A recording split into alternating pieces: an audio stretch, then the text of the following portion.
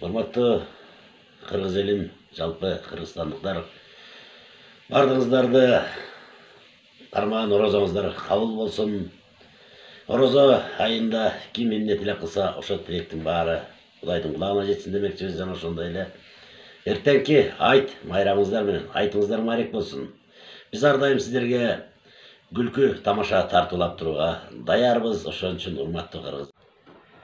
Assalamu alaikum, урматтуу Facebook колдонуучулар, менин досторум, Facebook'ta группадагылар. Бардыгыңыздарды бүгүнкү айт майрамыңыздар менен кармаган орозоңуздар кабыл болсун, кылган ибадаттарыңыздарды Кудай Таалам кабыл кылсын. Ар дайым бакубатчылык бар эфир. Бакубатчылык, барчылыкта ырыс кылуу, бактылуу өмүрдү каалайм сиздерге.